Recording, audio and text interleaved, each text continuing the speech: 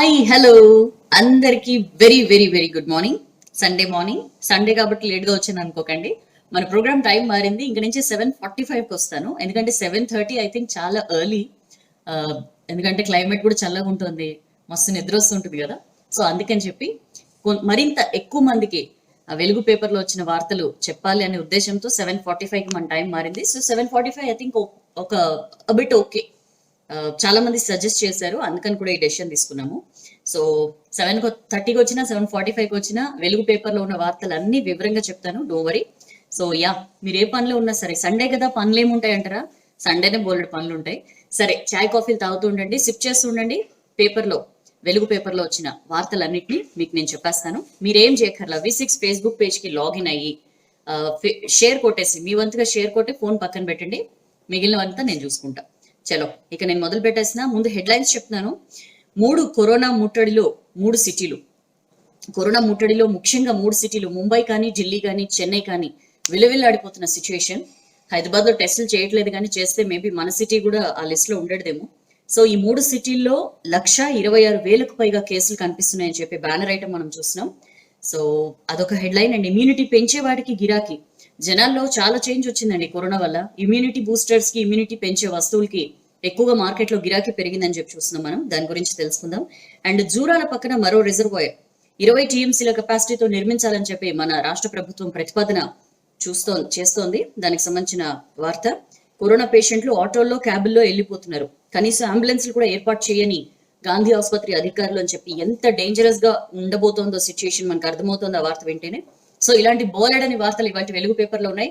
వీటన్నింటినీ వడ్డించడానికి నేను రెడీగా ఉన్నాను, మీ సౌజన్యాన్ని. మీరు కూడా షేర్ కొట్టేసేయండి. ఇక మనం మొదలు పెట్టేద్దాం live. First and foremost banner item. Corona ముట్టడిలో 3 సిటీలు, 3,706 మరణాలు కూడా ఈ 3 చోట్ల జరిగాయండి. నేను ఇందాక చెప్పాను కదా, ముంబై, ఢిల్లీ, చెన్నై. కేసులు, మహానగరాల్లో కేసుల సంఖ్య చూస్తే ముంబై 56,831, ఢిల్లీ 38,958, చెన్నై 30,444. ఏ రేంజ్ లో కేసులు ఉన్నాయో మనకు అర్థమవుతుంది. 3,706 మరణాలు కూడా ఈ 3 చోట్ల జరిగాయి. మామూలుగా ఈ 3 సిటీలు చాలా మనకు తెలుసు. ఢిల్లీ అంటే దేశ రాజధాని, ముంబై అంటే ఆర్థిక రాజధాని, చెన్నై అంటే హెల్త్ సిటీ, చాలా మంచి హెల్త్ కేర్ క్యాపిటల్ గా కూడా పిలుస్తారు, మంచి ఫెసిలిటీస్ ఉంటాయి. ఇలాంటి ఈ 3 సిటీస్ కూడా కరోనా కోరల్లో చిక్కుకుని విలవిల్లాడిపోతున్నాయని చెప్పి మనం బ్యానర్ ఐటమ్ చూస్తున్నాం. ఈ మహమ్మారి విసురుతున్న విషపు వలల్లో ప్రజలు కూరుకుపోతున్నారు. రోజు రోజుకి కేసులు విపరీతంగా పెరిగిపోతున్నాయి. మొత్తం దేశంలో నమోదైన కేసుల్లో 40% ఈ సిటీస్ నుంచే నమోదవుతున్న సిచ్యుయేషన్. అయితే ఇంట్రెస్టింగ్ గా బెంగళూరు కూడా చాలా పెద్ద సిటీయే, బట్ బెంగళూరులో కేసులు తక్కువే ఉన్నాయి, మరణాలు కూడా చాలా తక్కువే ఉన్నాయి. ఏంటి బెంగళూరులో ఎట్లా కేసులు కంట్రోల్ చేయగలిగారు అనేది ఏమైనా ఒక స్టడీ వస్తే నిజంగా చాలా ఇంట్రెస్టింగ్ ఉంటుంది. సో దేశంలో రోజు రోజుకు కరోనా కేసులు పెరిగిపోతున్నాయి. కొన్ని రోజులుగా అయితే ప్రతిరోజు 11,000 తగ్గట్ల. మనం ఆ మధ్య ఒక 1 వీక్ బ్యాక్ మనం ఏం చెప్పుకునేవాళ్ళం, 8,000 కేసులు, 9,000 కేసులు నమోదైతే అసలు ఇప్పటిదాకా హైయెస్ట్ ఇదే అని చెప్పుకునే సిచ్యుయేషన్. బట్ ఇప్పుడు ఏ రోజు కూడా 11,000 తగ్గకుండా కొత్త కేసులు రికార్డ్ అవుతున్నాయి. ముఖ్యంగా మహారాష్ట్ర, తమిళనాడు, ఢిల్లీలోనే ఎక్కువ కేసులు రిపోర్ట్ అవుతున్న సిచ్యుయేషన్. 70% వరకు రోజువారీ కేసుల్లో 70% వరకు ఈ 3 రాష్ట్రాల్లోనే ఉంటున్నాయి. మొత్తం ఈ 3 రాష్ట్రాల్లో మొత్తం 186,213 కేసులు నమోదయ్యాయి. వీటి వాటా దేశం మొత్తం మీద 58% అండి. సో చాలా క్లియర్ గా అర్థమవుతుంది ఏ రేంజ్ లో ఈ 3 సిటీలు, ముఖ్యంగా ముంబై, ఢిల్లీ అండ్ చెన్నై ఎట్లా వణికిపోతున్నాయో. సో దీనికి సంబంధించి కూడా మనం చూద్దాం. మన రాష్ట్రం పరిస్థితి ఏంటంటే, మన దగ్గర 253, మొన్నొక రోజు 206 లేకపోతే అంత వస్తేనే మనం కొంత వరి అయ్యాం కదా. ఈ నిన్న ఫ్రెష్ గా వచ్చిన కేసెస్ 253. సో మనకు అర్థమవుతుంది ఎలా మారుతుందో సిచ్యుయేషన్. సో ఇప్పటిదాకా ఫస్ట్ టైం ఇంత హైయెస్ట్ కేసెస్ రావడం మన దగ్గర. సరే, దాని గురించి కూడా చూద్దాం. ఈ 3 సిటీల వార్త కూడా మనం లోపల చూద్దాం. ఇక అదే పేజ్ లో ఇమ్యూనిటీ పెంచే వాటికి గిరాకీ. కరోనా భయంతో రోగ నిరోధక శక్తిపై జనం ఫోకస్ పెట్టారు. మనం పదే పదే ఎక్స్పర్ట్స్ చెప్తున్నది కానీ, లేకపోతే ఈ కరోనా వల్ల మనం నేర్చుకున్న పాఠం ఏంటి అంటే, ఇది కరోనా వైరస్ తో ఇది ఆగేది కాదు. ఫ్యూచర్ లో ఇలాంటి వైరసెస్ ఇంకా చాలా రావచ్చు. దీనికి మెడిసిన్ కానీ, లేకపోతే దీనికి వ్యాక్సిన్ కానీ ఇప్పట్లో ఏమీ కనిపించట్లేదు. దీన్ని మనం ఫైట్ చేయాలి అంటే ఒకటి సెల్ఫ్ డిసిప్లిన్. మనం మాస్కులు పెట్టుకోవడం, ఫిజికల్ డిస్టెన్సింగ్ పాటించడం, పని లేకుండా, అవసరం లేకుండా బయటకు పోకపోవడం, ఇవన్నీ కొన్ని మెజర్స్ అయితే మన లోపల ఇమ్యూనిటీని పెంచుకొని, మనకి మనం ఇలాంటి ఎన్ని వైరసెస్ వచ్చినా సరే మనం తట్టుకుని నిలబడేలా ఇమ్యూనిటీని పెంచుకోవడం. సో వీటిపైన ఎక్కువగా జనం ఫోకస్ పెడుతున్న సిచ్యుయేషన్ కనిపిస్తుంది. డాక్టర్లు మెడికల్ స్టోర్స్ దగ్గర ఇమ్యూనిటీ బూస్టర్స్ గురించి ఎంక్వైరీలు చేస్తున్నారు. చాలా మంది గూగుల్లో చూస్తున్నారు, యూట్యూబ్ లో చూస్తున్నారు. ఇంట్లోనే చాలా మంది ప్రిపేర్ కూడా చేసుకుంటున్నారు. ఎల్లో మిల్క్ అని చెప్పి కూడా మనకి యూట్యూబ్ లో బాగా కనిపిస్తోంది. అప్పటిదాకా చాలా తక్కువగా ఉండేనండి ఇమ్యూనిటీ డ్రింక్స్ కానీ, లేకపోతే ఇమ్యూనిటీ పెంచే వాటికి సంబంధించిన రెసిపీస్ ఏవైతే ఉంటాయో అప్పటిదాకా మామూలుగా వందల్లో ఉండే వ్యూస్ కాస్త సడన్ గా మిలియన్స్ కి చేరుకున్న సిచ్యుయేషన్ ఈ కరోనా టైంలో. దట్ క్లియర్లీ షోస్ జనాలు ఎంత ఎక్కువగా వీటి కోసం సర్చ్ చేస్తున్నారు అనేది. 6 రెట్లు ఆన్లైన్ లో వీటి కోసం సర్చింగ్ పెరిగిందంట. చ్యవన్ప్రాష్ సేల్స్ బాగా పెరిగాయి, 81%. తేనె అమ్మకాల్లో 35% పెరుగుదల కనిపిస్తోంది. పసుపు అమ్మకాలు అయితే 38% హైక్. 20 to 40% పెరిగిన ఇమ్యూనిటీ ఫుడ్స్ అమ్మకాలు అని చెప్పి మనం ఈ ఆర్టికల్ చూస్తున్నాం. ఆయుర్వేదం, హోమియో ఉత్పత్తులకు మస్తు గిరాకీ. ఇమ్యూనిటీ ప్రొడక్ట్స్ పై ఖర్చు పెంచిన 56% జనం. కొంచెం కాస్ట్లీ అయినా సరే హెల్త్ కంటే ఇంపార్టెంట్ ఏది కాదు అని చెప్పి ఎక్కువగా ఇలాంటి ప్రొడక్ట్స్ వైపు జనం మొగ్గు చూపిస్తున్న సిచ్యుయేషన్ మనకి కనిపిస్తుంది. సో నెలవారీ సరుకుల లిస్ట్ ఏదైతే ఉంటుందో అందులో ఇమ్యూనిటీ బూస్టర్స్ కి కూడా ఎక్కువగా ప్రిఫరెన్స్ ఇస్తున్నారు జనాలు అని చెప్పి మనం ఈ ఆర్టికల్లో చూస్తున్నాం. లోపల పేజీలో దీని గురించి వివరంగా చూద్దాం. ఇక అదే పేజ్ లో జూరాల పక్కన మరో రిజర్వాయర్ 20 టీఎంసీల కెపాసిటీతో నిర్మించాలని చెప్పి మన రాష్ట్ర ఇంజనీర్లు ప్రపోజల్ పెడుతున్నారు.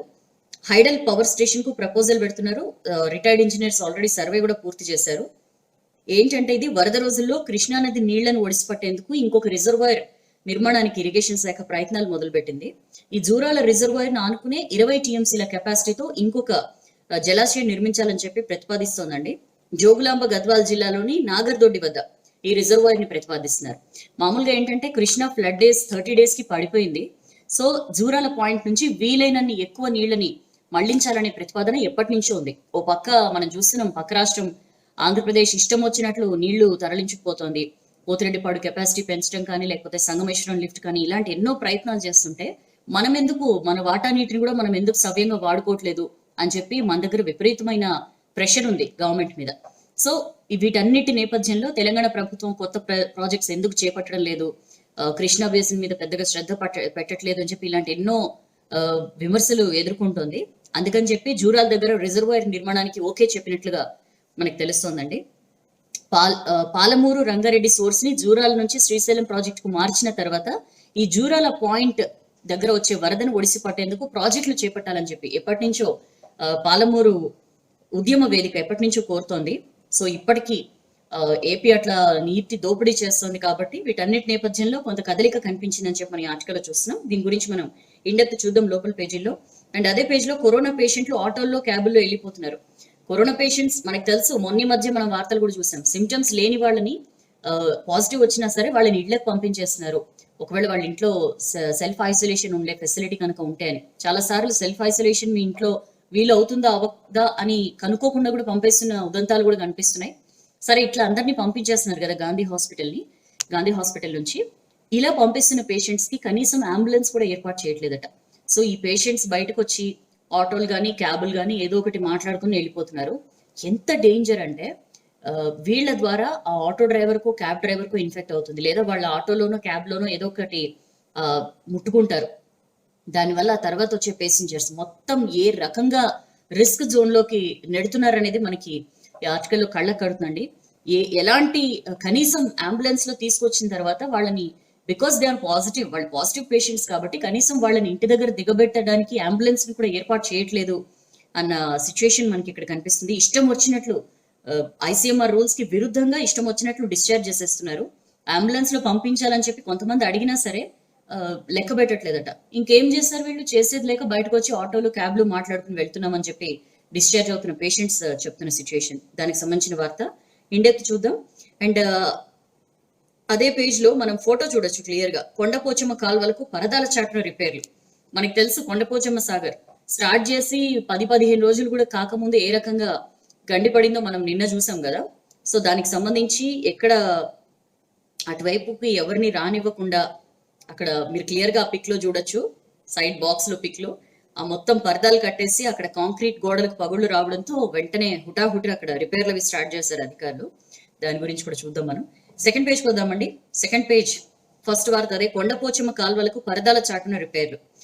నిన్న తెల్లవారుజామునే పనులు స్టార్ట్ చేశారు. మర్కూక్ పంప్ హౌస్ వద్ద గోడలకు పగుళ్లు, ఎర్రవల్లి వద్ద గండి, కొడకండ వద్ద దెబ్బతిన్న లైనింగ్ వరద తీవ్రతతో దెబ్బతిన్నట్లుగా అధికారులు వెల్లడి అని చెప్పి మనం ఈ ఆర్టికల్లో చూస్తున్నాం. మల్లన్న సాగర్ నుంచి కొండపోచమ్మ సాగర్ కు నీళ్లు తరలించే కెనాల్ పలు చోట్ల దెబ్బతినడం, మర్కూక్ పంప్ హౌస్ వద్ద మట్టి కొట్టుపోయి కాంక్రీట్ గోడలకు పగుళ్లు రావడంతో అధికారులు హుటాహుటిన రిపేర్స్ అవి స్టార్ట్ చేశారు.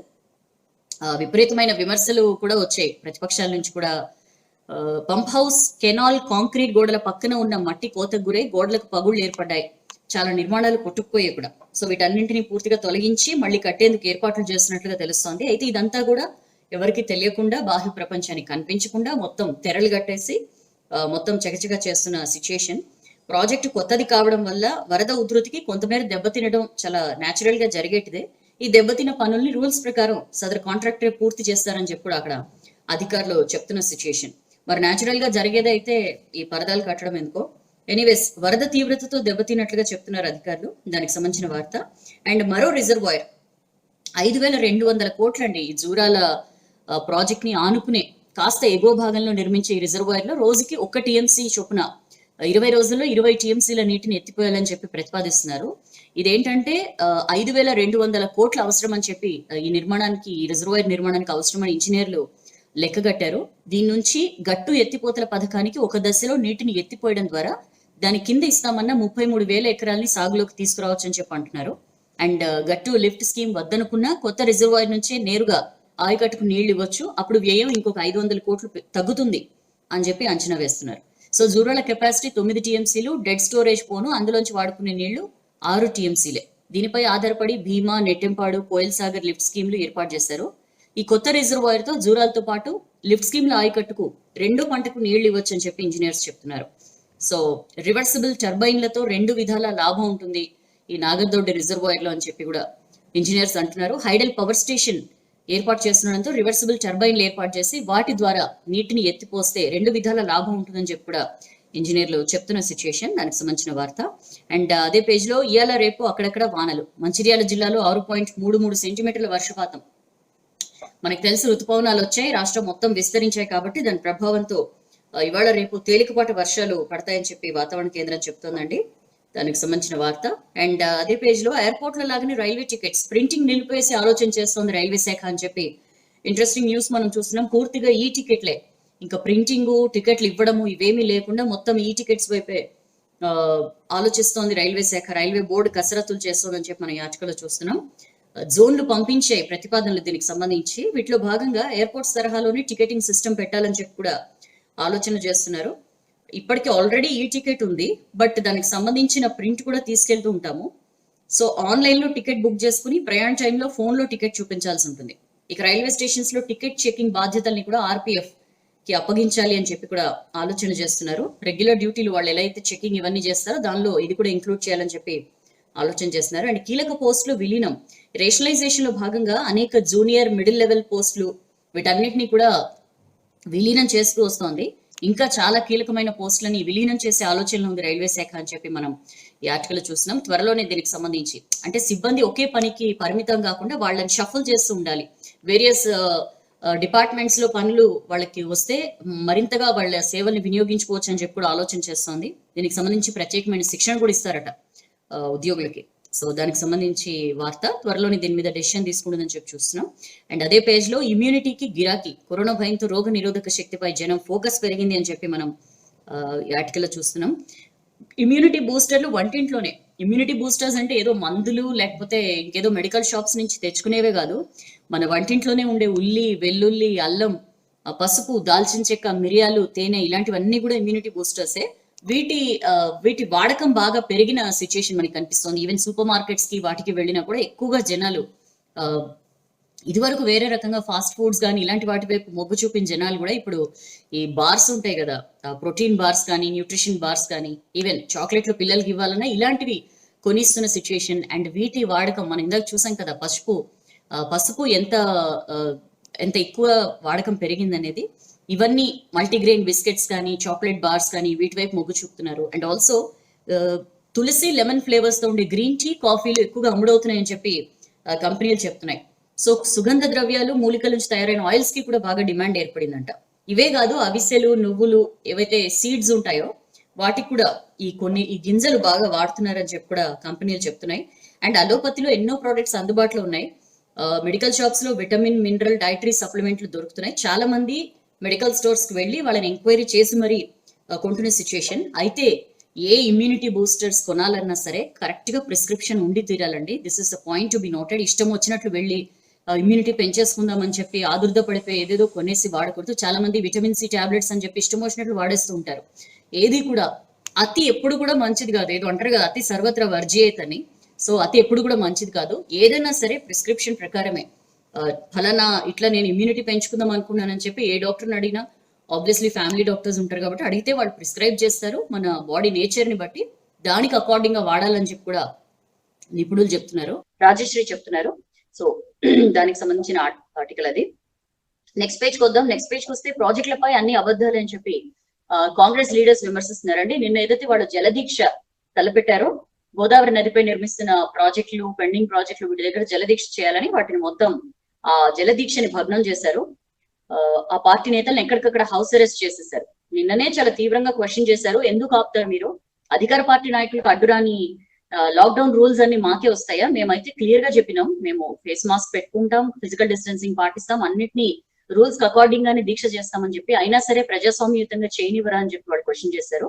సో నిన్న కూడా అట్లానే వాళ్ళ దీక్ష భగ్నమైంది. ప్రాజెక్టులపై అన్ని అబద్ధాలు చెప్తోంది గవర్నమెంట్. గవర్నర్ కల్పించుకోవాలని చెప్పి పిసిసి చీఫ్ ఉత్తమ్ గవర్నర్ కి విజ్ఞప్తి చేశారండి. ప్రాజెక్టుల వద్దకు మేము వెళ్తుంటే భయం ఎందుకు? ఏం చేశారు అక్కడ? అలాంటి పని ఏం చేశారు? ఎందుకు అంత భయపడుతున్నారు మేము ప్రాజెక్ట్స్ దగ్గరికి వెళ్తుంటే అని చెప్పి క్వశ్చన్ చేస్తున్నారు. కొంతమంది ఐపీఎస్ ఆఫీసర్లు KPS Kalvakuntla police service officers గా మారారు అని చెప్పి తీవ్రంగా విమర్శించారండి. సో గోదావరి నది జలదీక్షలో పాల్గొనేందుకు తుమ్మిడిహాటికి బయలుదేరుతున్న ఉత్తమ్ ని హౌస్ అరెస్ట్ చేశారు. రేవంత్ రెడ్డిని అరెస్ట్ చేశారు. ఎక్కడికక్కడ లీడర్స్ అందరినీ కూడా హౌస్ అరెస్ట్ చేసిన సిచ్యుయేషన్. కొందరు పోలీస్ అధికారులు సీఎం కి తొత్తులుగా మారారు.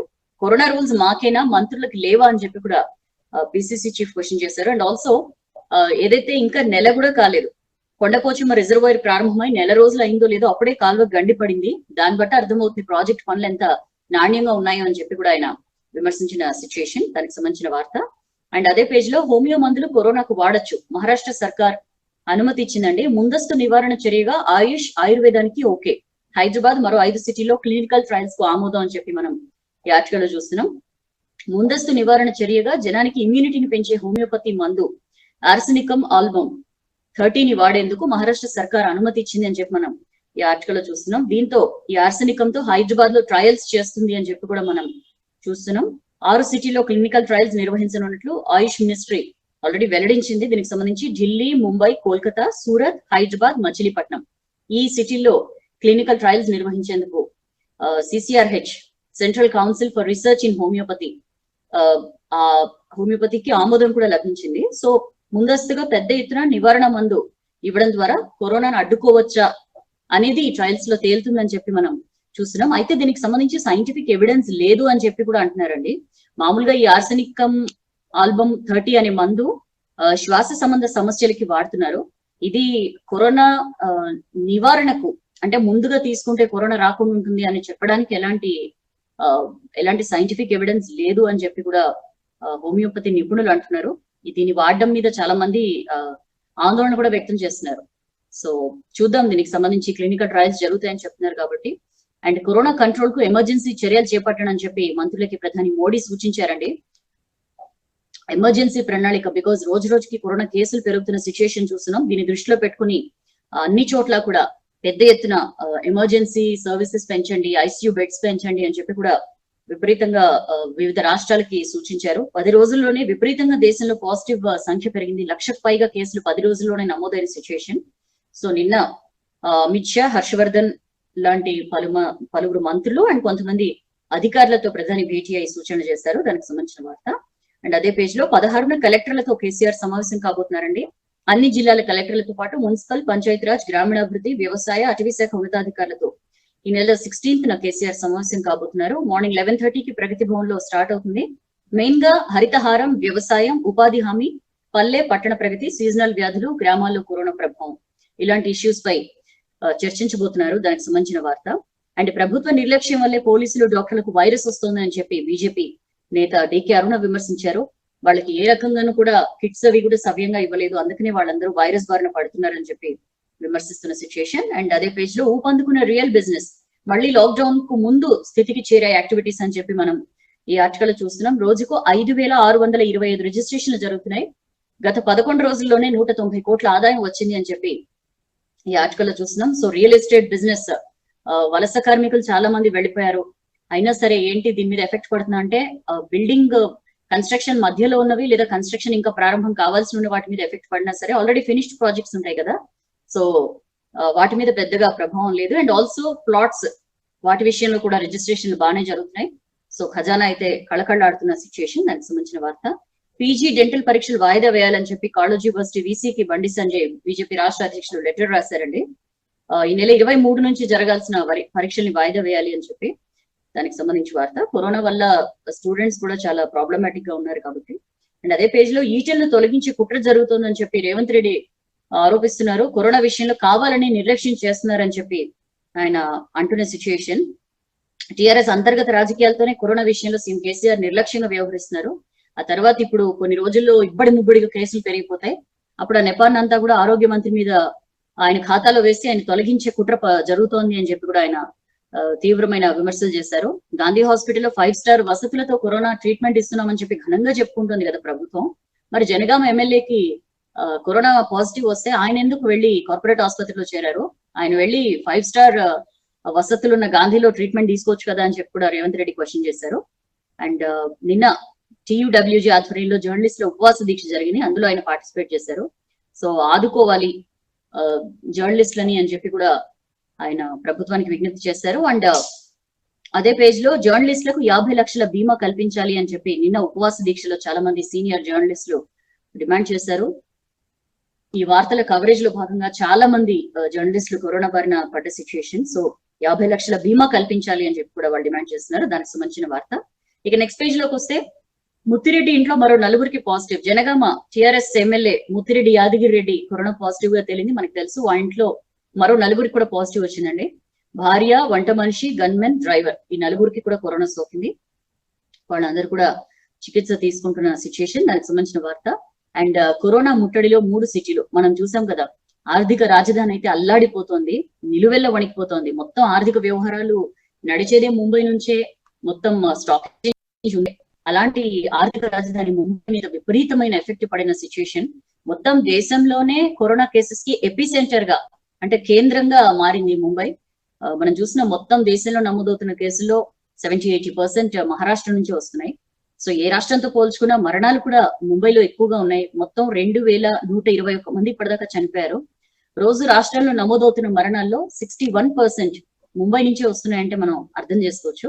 ఇక ప్రైవేట్ లో 25% బెడ్స్, సిటీలో చాలినంత బెడ్స్ లేకపోవడం, కేసులు పెరిగిపోతుండడంతో ప్రైవేట్ ఆసుపత్రిలో ఒక 25% బెడ్లను కరోనా పేషెంట్స్ కి రిజర్వ్ చేసి పెట్టాలని చెప్పి కూడా BMC Brihan Mumbai corporation deputy commissioner ఆదేశించారండి. ఈ మేరకు ఒక 36 ప్రైవేట్ హాస్పిటల్స్ కి సర్క్యులర్స్ కూడా ఇచ్చారు. 50 కన్నా ఎక్కువ బెడ్స్ ఉన్న ఆసుపత్రిలో కరోనా రోగుల కోసం స్పెషల్ బెడ్స్ ఏర్పాటు చేయాలని చెప్పి కూడా ఆయన సూచించిన సిచ్యుయేషన్. అండ్ హెల్త్ సిటీకి Koyambedu effect. Health city Chennai అని చెప్పి మనం ఏదైతే చెప్పుకుంటామో అక్కడ కోయంబేడ్ ఎఫెక్ట్ విపరీతంగా కనిపిస్తోంది. కోయంబేడ్ మార్కెట్ ఎఫెక్ట్ తో విపరీతంగా కేసులు అక్కడ పెరిగిపోయిన సిచ్యుయేషన్. ఇప్పుడు ప్రస్తుతానికి తమిళనాడులో 42,687 కేసులు ఉంటే నిన్న ఒక్కరోజే 1,989 కేసులు నమోదయ్యాయి. నిన్న ఒక్కరోజే 30 మంది చనిపోయారు కూడా. మొత్తం మరణాల సంఖ్య 397కు చేరింది.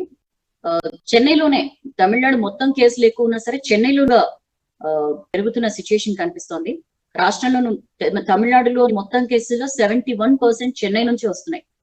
అక్కడ 30,444 కేసులు రికార్డు కాగా 314 మంది చనిపోయారు. అంటే 80% మరణాలు చెన్నైలోనే నమోదైన సిచ్యుయేషన్. అండ్ ఢిల్లీ టెస్ట్ లో 36% పాజిటివ్. ఢిల్లీపై మర్కజ్ ఎఫెక్ట్ బాగా పడిందండి. ఆ ఎఫెక్ట్ తో రాష్ట్రంలో కేసులు విపరీతంగా పెరుగుతున్నాయి. శుక్రవారం తొలిసారి 2,000 మార్కును దాటాయి. శనివారం కూడా మార్కును దాటేసింది. ఒక్కరోజు 2,134 కేసులు నమోదయ్యాయి. సో మొత్తం కేసుల సంఖ్య 38,958కి పెరిగిన సిచ్యుయేషన్. మర్కజ్ ఎఫెక్ట్ ఇంకా వీడలేదు ఢిల్లీని.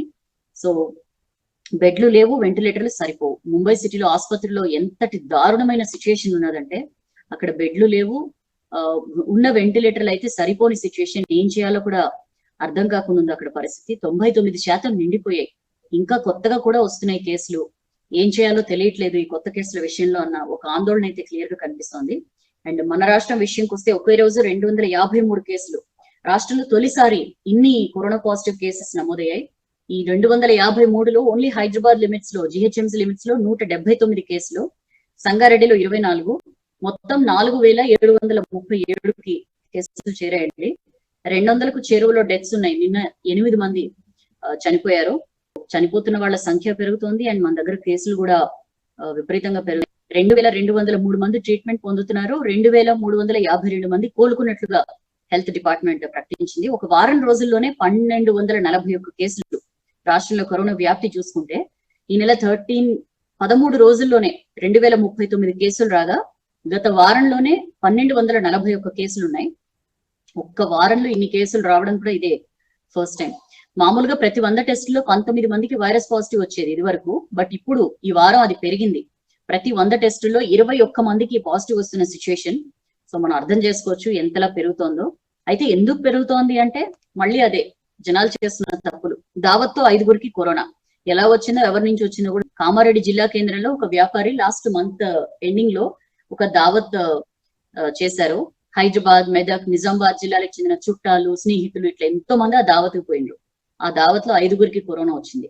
ఇప్పుడు వీళ్ళకి ఆల్రెడీ వేరే చోటు నుంచి వీళ్ళు తీసుకొచ్చారా, దావత్ లో వచ్చిందా అనేది ఎవరికి అర్థం కాని సిచ్యుయేషన్. సో ఇట్లాంటి ప్రాబ్లమ్స్ ఎన్నో జరుగుతున్నాయి. ఇదే కాదు, చావుకు పోతే 21 మందికి అంటింది. సంగారెడ్డి జిల్లా జహీరాబాద్ టౌన్ లో శాంతినగర్ లో ఈ నెల 9న 55 ఏళ్ల మహిళ చనిపోయింది. అదే రోజు అంత్యక్రియలు నిర్వహించారు. ఒక 40 మందికి పైగా అటెండ్ అయ్యారు. అంతకు ముందే కరోనా టెస్టులు చేస్తే పాజిటివ్ అని తేలింది. వెంటనే అధికారులు అలర్ట్ అయ్యారు. ఈ అంత్యక్రియల్లో పాల్గొన్న 40 మందిని గుర్తించి టెస్టులు చేస్తే 40 మందికి టెస్టులు చేస్తే 21 మందికి పాజిటివ్ వచ్చిందండి. పదే పదే చెప్తున్నారు కూడా, ఈ చావు అయినా పెళ్లిళ్ళైనా ఎక్కువ మంది వెళ్ళొద్దు, ఫంక్షన్లు దావత్లు చేసుకోవద్దు అన్నా సరే అయినా ప్రజలు వినని సిచ్యువేషన్. సో ఇట్లా అంటుతోంది. అంతా ఒకే ఫ్యామిలీ, వాళ్ళ చుట్టాలే, మొత్తం వాళ్ళలో వాళ్ళే ఎక్కడెక్కడి నుంచో తీసుకొచ్చి మొత్తం కరోనా ఇన్ఫెక్షన్స్ పెంచుకుంటున్న సిచ్యువేషన్ మనకి కనిపిస్తోంది. అండ్ అదే పేజ్ లో ఏపీలో 14,477 టెస్టులు, 186 కేసులు వచ్చాయండి ఏపీలో. నిన్న 14,000కు పైగా టెస్టులు చేశారు. 186 కొత్త కేసులు వచ్చాయి. ఇందులో ఇతర రాష్ట్రాల నుంచి వచ్చిన వారు 33 మంది, ఫారెన్ నుంచి వచ్చిన 3గురికి కరోనా సోకినట్లుగా అధికారులు చెప్పారు. ఏపీకి సంబంధించి అప్డేట్ అది. అండ్ కరోనా పేషెంట్లు ఆటోల్లో, క్యాబుల్లో వెళ్ళిపోతున్నారు. ఐసోలేషన్ లో అవస్థలు. శనివారం నాటికి 2,203 యాక్టివ్ కేసులు ఉన్నాయి మన రాష్ట్రంలో. ఇందులో సుమారు 1,400 మంది హోమ్ ఐసోలేషన్ లో ఉన్నారు. ఒక గ్రేటర్ లోనే 1000 మందికి పైగా హోమ్ ఐసోలేషన్ లో ఉన్నారు. వాళ్ళు కంపల్సరీ క్వారంటైన్ లో ఉండాల్సిందే, వాళ్ళు బయట తిరగడానికి వీల్లేదు.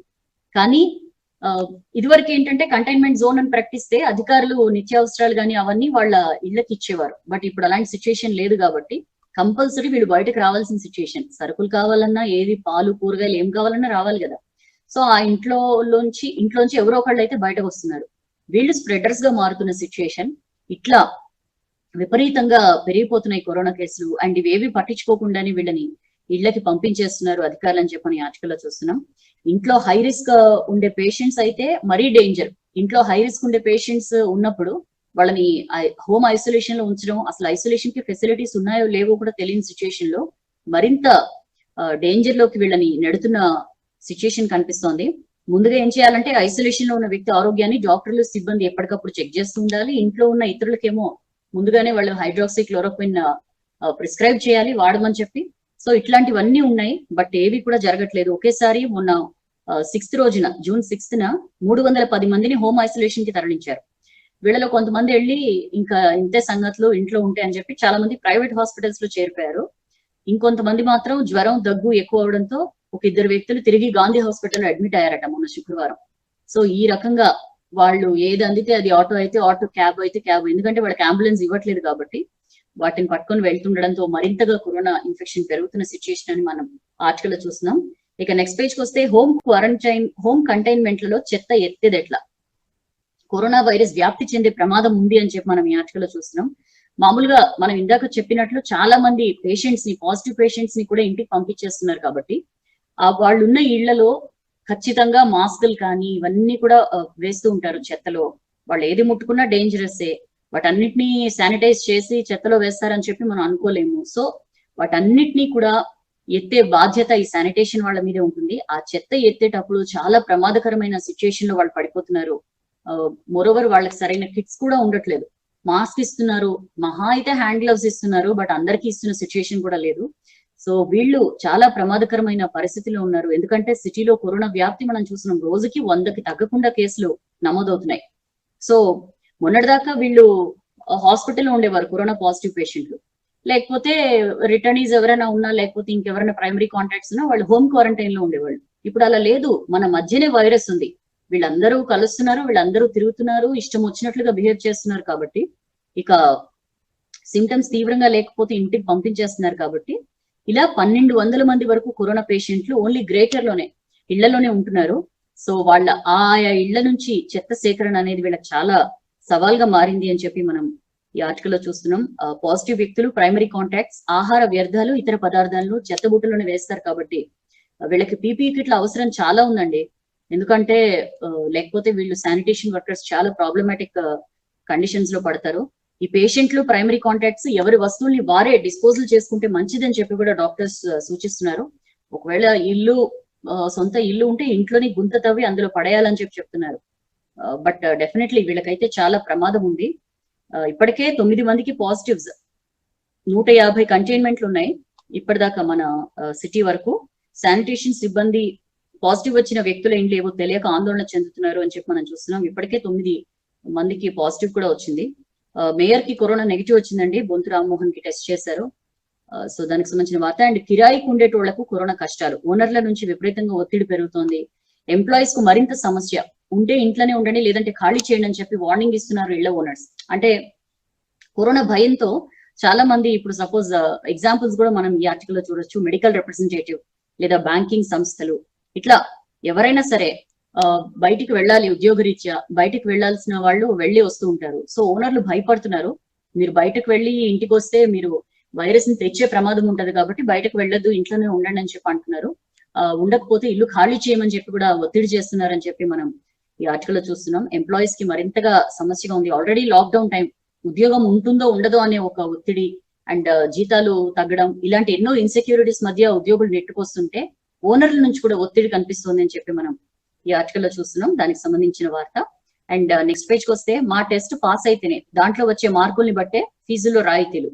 10th గ్రేడింగ్ కి సంబంధించి ఆల్రెడీ ఇంటర్నల్ మార్క్స్ ఆధారంగా 10th గ్రేడింగ్ ఇస్తాం ఆల్రెడీ రాష్ట్ర ప్రభుత్వం ప్రకటించింది.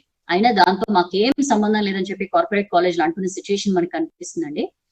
పరీక్షల రద్దుతో మేనేజ్మెంట్ లో ప్రచార జోరు, ఇంటికెళ్లి స్టూడెంట్స్ ని తీసుకుపోతున్న స్టాఫ్, గుర్తింపు లేకుండా అడ్మిషన్లు పట్టించుకొని అధికారులు. ఏ కాలేజ్ కి గుర్తింపు ఇవ్వలేదు ఇప్పటిదాకా, అయినా సరే వీళ్ళు ఏం చేస్తున్నారు తెలుసా, 10th ఇంటర్నల్ మార్కులతో మాకు సంబంధం లేదు, మేము టెస్టులు పెడతాం, మేము టెస్టులు పెట్టి దానిలో వచ్చిన మార్కుల ఆధారంగానే మేము అడ్మిషన్స్ ఇస్తామని చెప్పి కార్పొరేట్ కాలేజ్లు తమ జోరు పెంచుతున్న సిచ్యుయేషన్.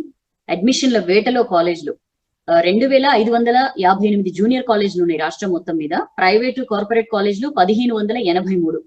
మామూలుగా June 1 నుంచి జూనియర్ కాలేజీలు మొదలు కావాలి, కానీ కరోనా ఎఫెక్ట్ తో ఏమీ ఓపెన్ కాలేదు. కాబట్టి వీళ్ళు ఏం చేస్తున్నారంటే, మేము ఎగ్జామ్స్ పెడతాం, అడ్మిషన్స్ తీసుకుంటాం, ఆన్లైన్ క్లాసెస్ కూడా మొదలు పెట్టేస్తామని చెప్పి విపరీతమైన ఒత్తిడి చేస్తున్నారు.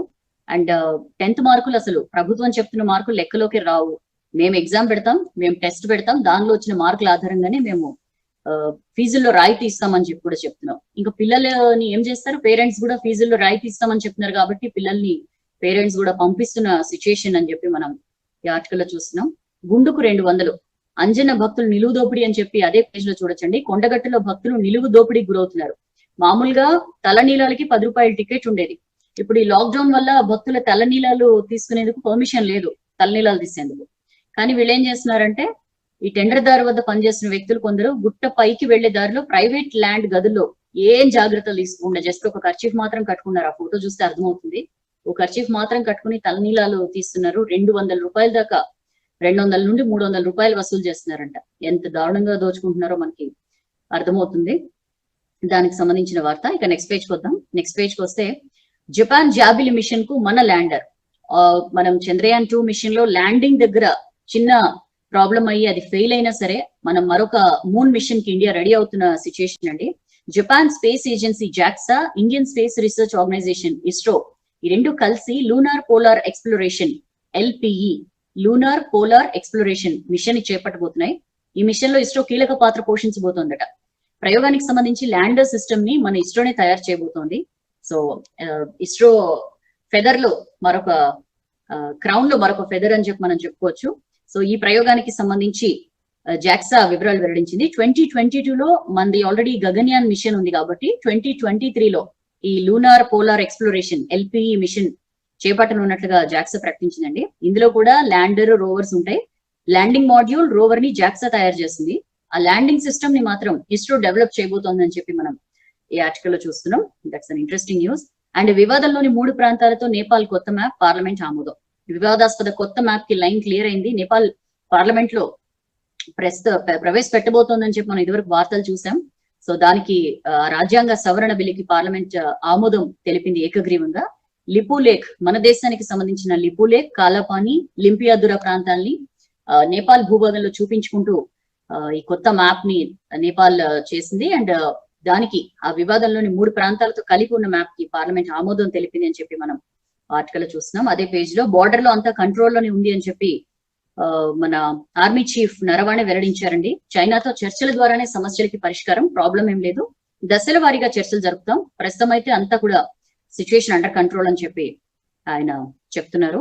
అండ్ అదే పేజ్ లో చైనాలో మళ్ళీ కరోనా కలకలం.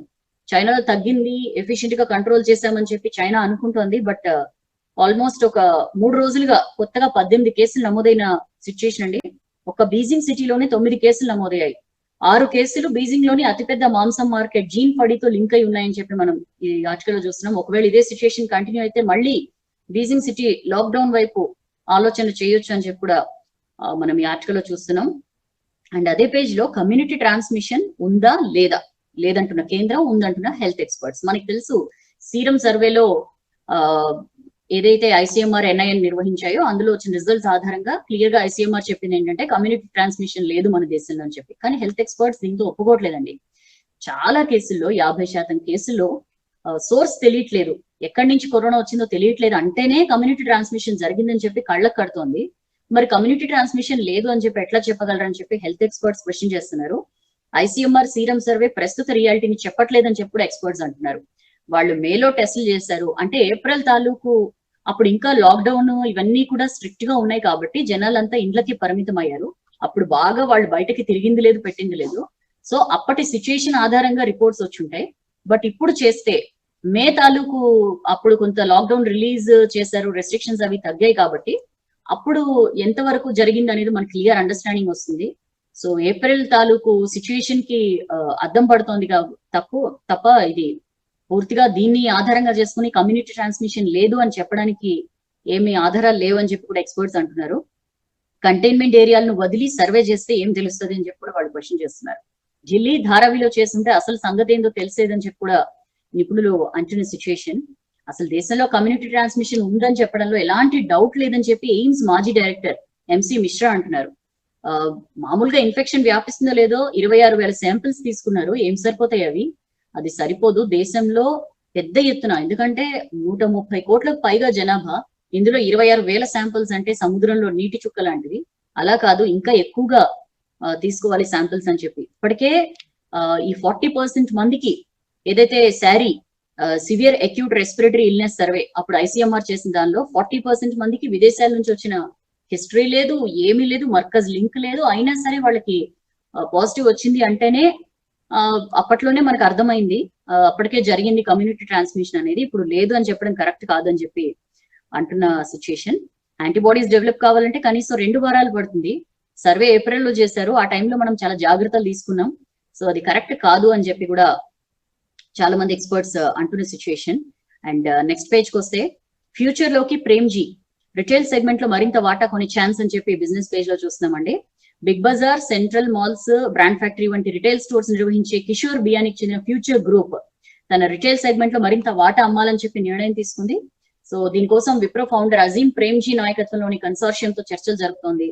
సో వీటితో ఫ్యూచర్ లోకి ప్రేమ్జీ రాబోతున్నారు అని చెప్పి కూడా మనం ఈ ఆర్టికల్ చూస్తున్నాం. ఆర్థిక సమస్యల వల్లే వాటాల అమ్మకం చేపట్టారు కిషోర్ బియాని అని చెప్పి కూడా మనం ఈ ఆర్టికల్ లో చూస్తున్నాం. షాపర్ స్టాప్ లో 1000 మంది ఇంటికి ఉద్యోగాల కోత కంటిన్యూ అవుతూనే ఉంది.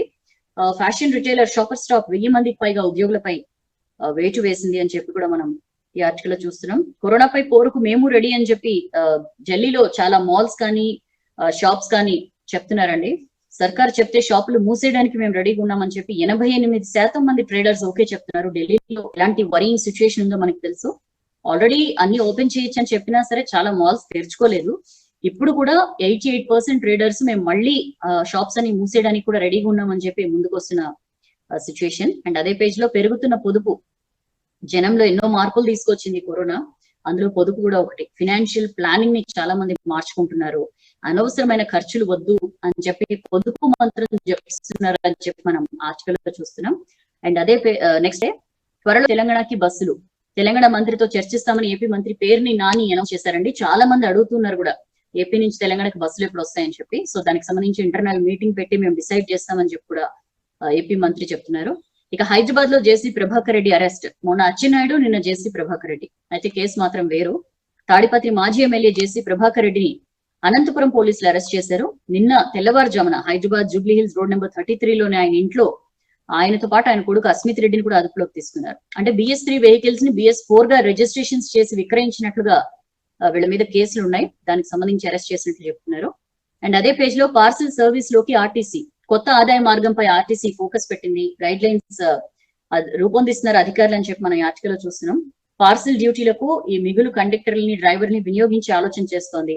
ఫస్ట్ కలెక్షన్ పాయింట్స్ వద్దకే సర్వీసులు, తర్వాత హోమ్ డెలివరీ కూడా అవకాశం ఉంది. ఏపీ పార్సిల్ సర్వీస్ పైన కూడా అధ్యయనం చేస్తున్నారని చెప్పి మనం ఆర్టికల్ లో చూస్తున్నాం. ఇన్కమ్ తగ్గిపోయింది కాబట్టి కొత్త ఆదాయ మార్గాల్ని వెతుక్కుంటోంది ఆర్టీసీ అని చెప్పి.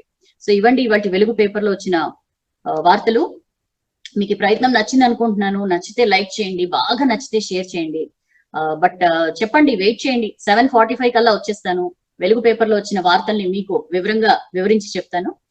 Have wonderful day. సండే కదా, ఊరికే బయటికి వెళ్ళకండి. ఐ నో మాల్స్ అన్ని ఓపెన్ చేసి ఉన్నా సరే మన జాగ్రత్తలో మనం ఉండాలి. ఎందుకంటే చూసాం కదా, దావత్ కి వెళ్ళి లేకపోతే చావుకి వెళ్ళి ఇట్లా బోల్డ్ మంది అండ్ మోరోవర్ 200 పైగా కేసులు నమోదయ్యాయి నిన్న GHMC లిమిట్స్ లో. సో ఇట్స్ టైం మనం మరింత జాగ్రత్తగా ఉండాలి, మరింత బాధ్యతాయుతంగా ఉండాలి.